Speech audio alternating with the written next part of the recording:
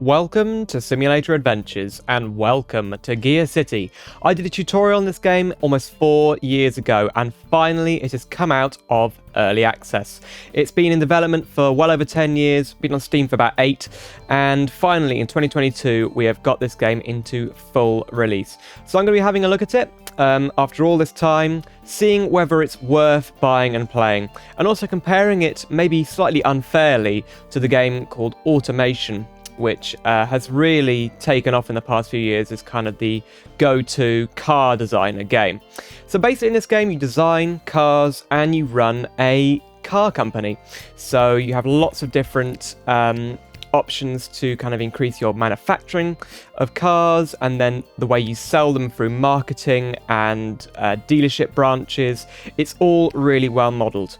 The thing that I think lets this game down slightly is the research and design department. So we're going to be designing a car today, and I'm going to show you what I mean.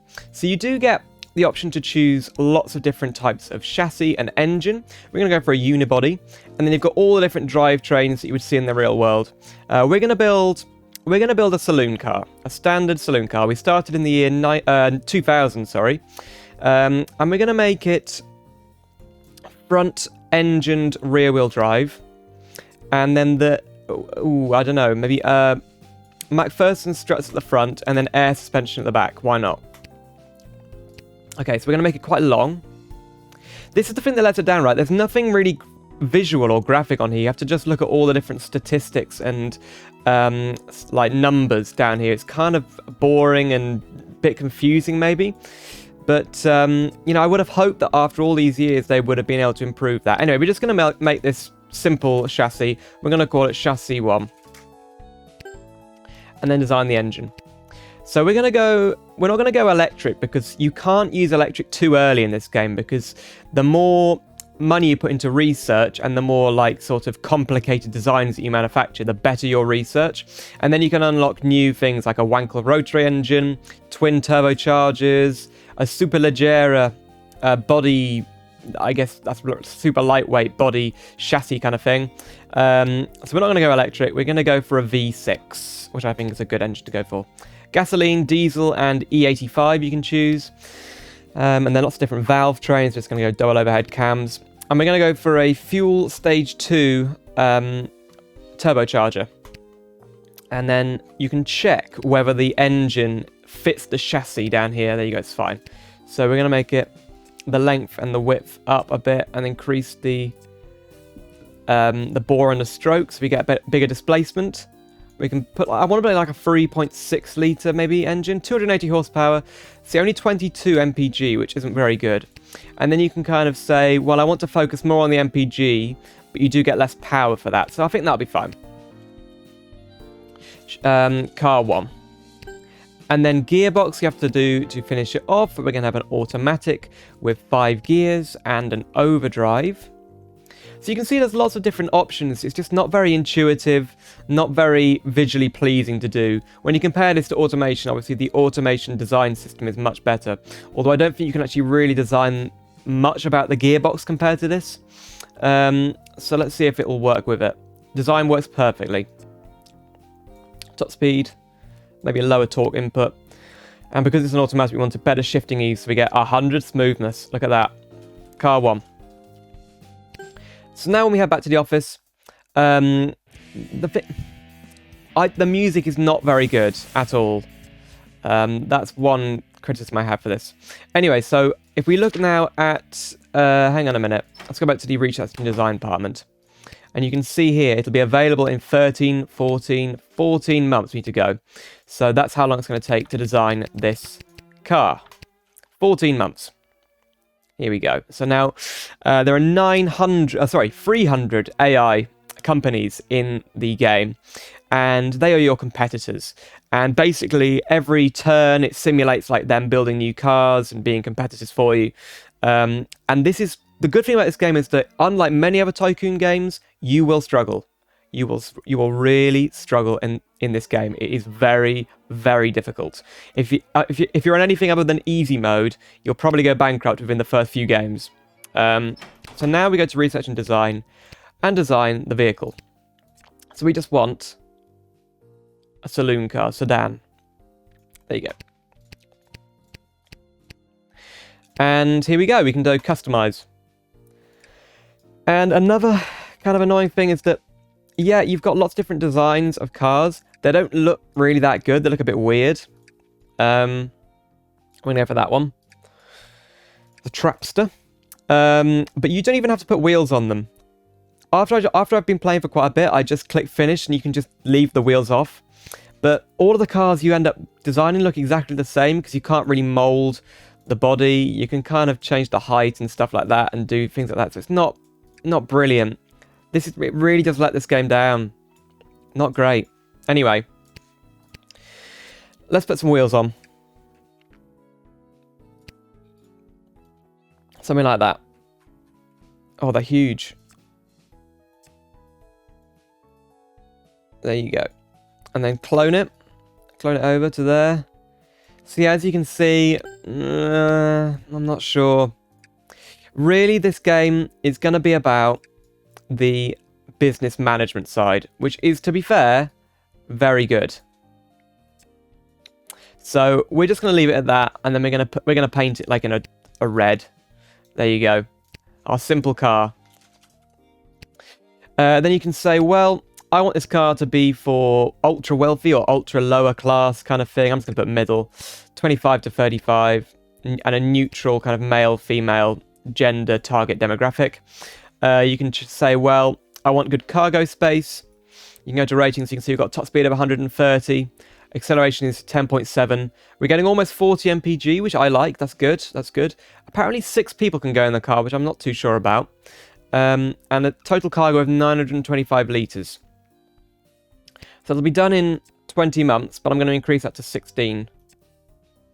There you go, 16 months. We can get it done a bit sooner. It's come up with a random name. The Beginner. That's fine. And back to the office.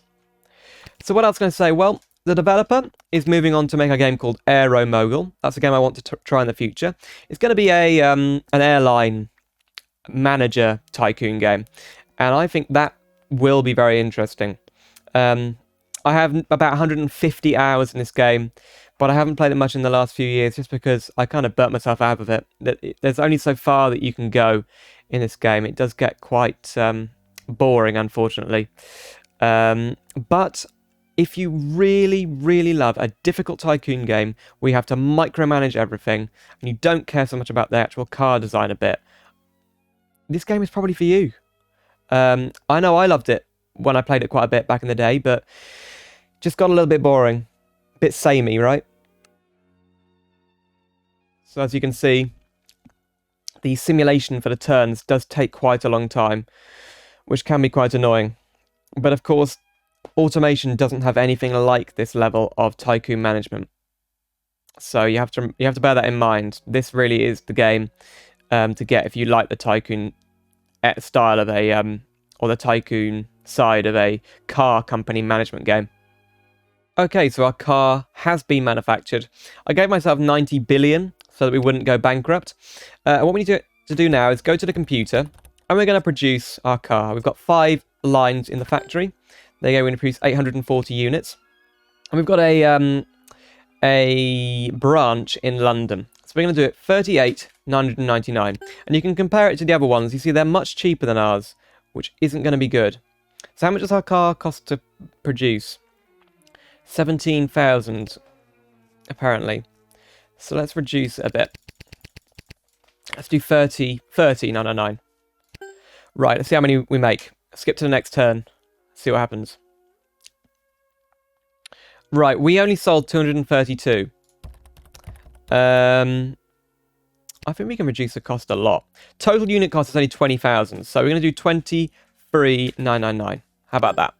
Will we sell all of them now? Hopefully.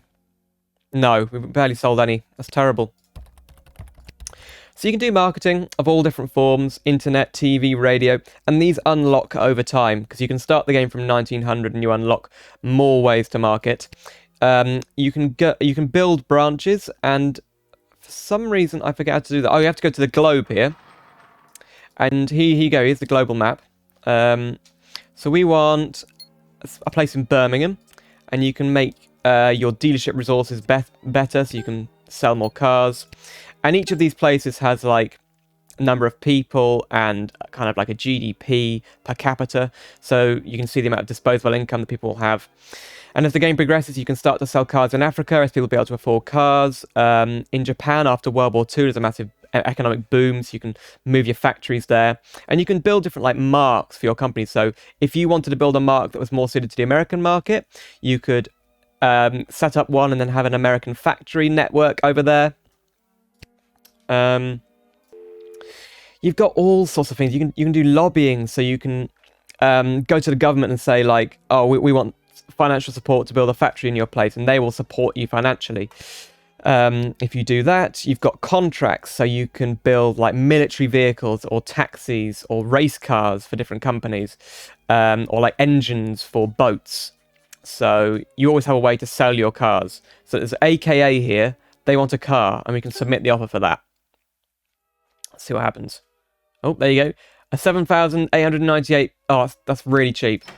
There's the racetrack here, where you can enter races and then get like prize money. And as you win competitions, your sales might increase because it's like a way to market your car company. Down here, we've got there's a whole stock market for all the other cars, and these all have like funny names that are kind of based on real life companies. Let's see if we can find the GM copy. I think they may not be here. Akira, I don't know who that would be, but they have different marks, or some of these companies have different marks. Alpion, not heard of them. Flan, I think that's Fiat. No, that's weird. I thought they would have different marks underneath them. Gallows, Genats, Hangman, what the heck? Ah, Hey-Ho must be Honda. Tomato must be Di Tomaso. No, you see, it's weird. Do any of these companies actually have a mark underneath them? Marlin Ali's. What is this? Hinderman, like Hindustan. That Hindustan ambassador. Anyway, you get the idea with that. For some reason, there aren't any marks under here. But anyway, there's a cuddly bear for some reason down there. We've already seen that. You can get loans from the banks if you're really struggling, and you can list yourself on the stock market. And then there's a gun here where you can just basically kill yourself. Which is kind of morbid, but a way to end the game if you're really not doing very well. For some reason, I don't know why that's in the game. Anyway, as you can see in here, lots of information. All-time market share. As you can see, the company Other. Okay, Other is doing well. Up here, we've got Hopesy, Foretold. They're all doing really well. And our net worth is all in cash. Vehicle sales chart. Yeah, we're not selling that well, are we? And then this is an important graph, the body type demand. So in Europe right now, Sedan is in 4th position. In North America, it's in 3rd. And in Asia, where would it be in Asia? See, subcompact is really, really in demand in Asia. So you've got to bear that in mind as you build cars. But yeah, I think I've hopefully given you a bit of a look at the game. It is disappointing to see, really, that this game has not come on that much throughout the years. I hoped that by now it would be a little bit better. Graphically, it's not really there. I don't think it's a bad game. I just don't think it's fulfilled the potential. So I did a tutorial on this game many years ago. There is now an in-game video tutorial link and all stuff like that. And also chat. I don't really know what chat is, but okay, you can chat with people. On a web chat, I guess, which is interesting. But yeah, I mean, for me, I don't think I'll be playing this game much in the future. It is sad to see how little this game has really come on. They've basically, the developer has got rid of a lot of bugs and stuff and improved very minor things, but it hasn't come along in the same leaps and bounds as Automation has. You have to remember there is one guy making this game, I believe, just one guy. So yeah, not a bad game. It's really niche though. So if you want to get into this game in 2022 or beyond, just remember that it's very niche, it's very complicated, it's very difficult, but it is rewarding if you do enjoy this kind of game and you end up building a multi-billion pound or multi-million dollar car company. So yeah, that is GearCity. I hope you enjoyed. Please let me know what you think of this game if you play it. There is a demo available on the Steam page, which I will leave a link to down in the description below. Make sure to join my Discord server because we have regular giveaways, and also make sure to subscribe because I play lots of different simulation games on this channel. So, thank you very much for watching, and I will see you soon for some more simulator adventures. Thanks for watching. Subscribe to see more content from my channel, and check out these videos to see more simulation gaming on Simulator Adventures.